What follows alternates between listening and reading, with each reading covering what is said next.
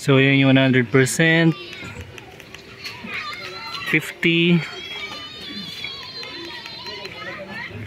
25. Hi, this is Tech Dad and welcome to my channel.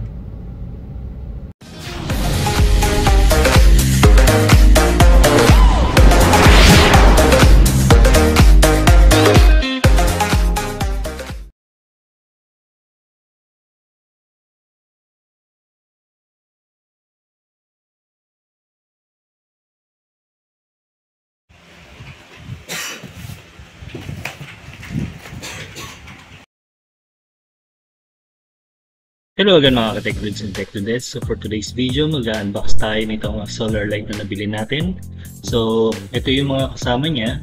Meron siyang remote, meron siyang manual, meron siyang bracket, and yung mismong solar light natin.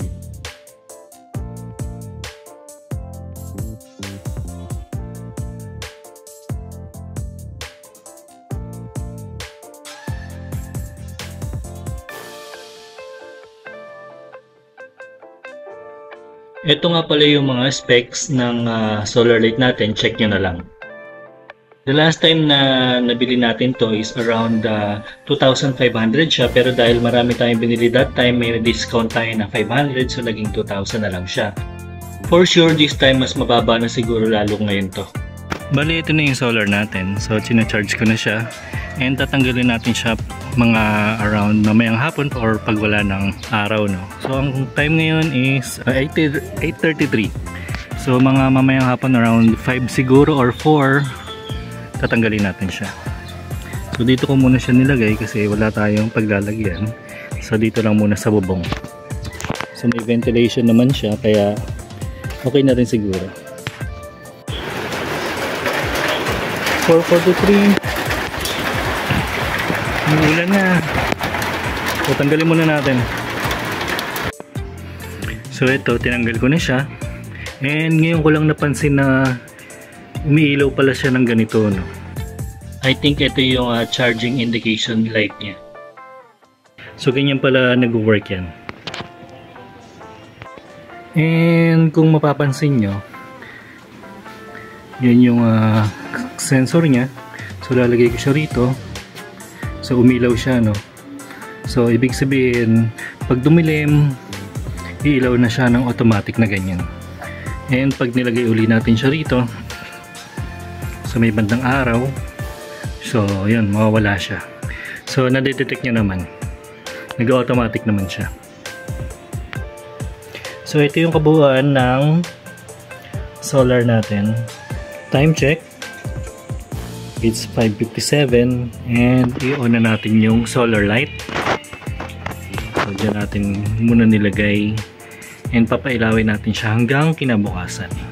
Bali, ang gagawin natin is pipindutin natin yung pinaka lowest setting and titignan natin kung gaano katagal mag-i-stay yung ilaw ng solar light natin. So i-on muna natin. So ito yung on. So, yan yung pinaka malakas niya. So, 50% natin. 50, ito yung 100%. Yan. Yan yung pinakasagad. 100% yan. So, yun. 100. So, 100, 50, tapos plus minus na lang.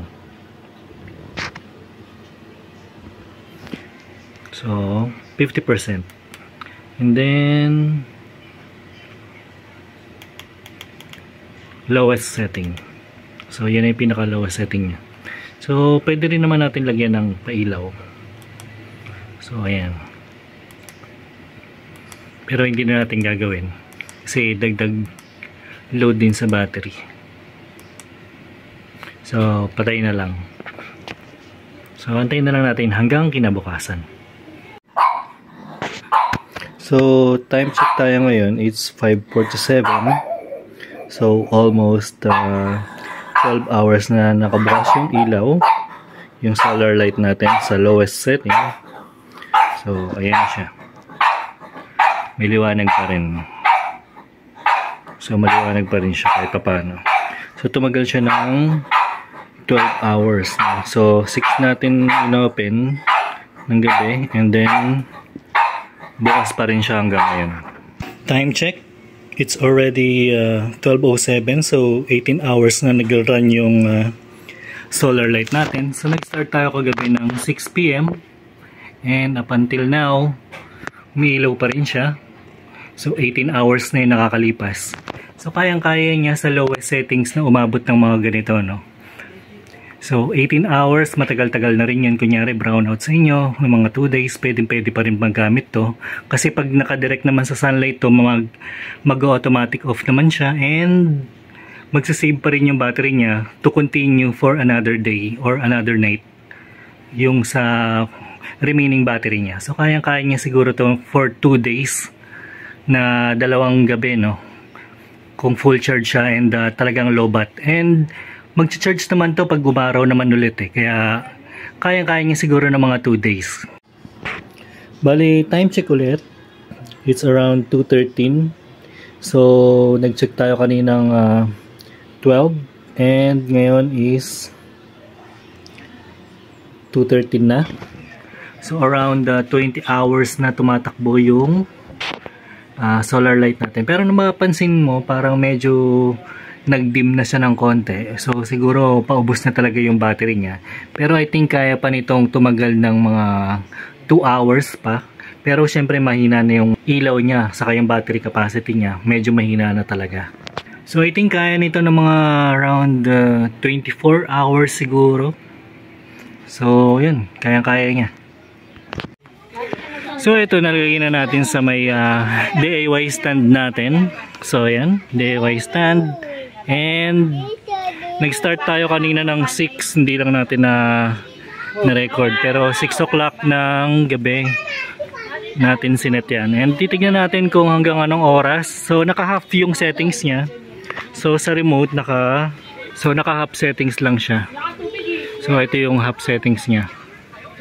So kalahati, titignan natin kung kayang tumagal hanggang mamayang umaga. So ngayon, ito yung ilaw niya. So ganyan kaliwanag yung 50%. Yan, ganyan.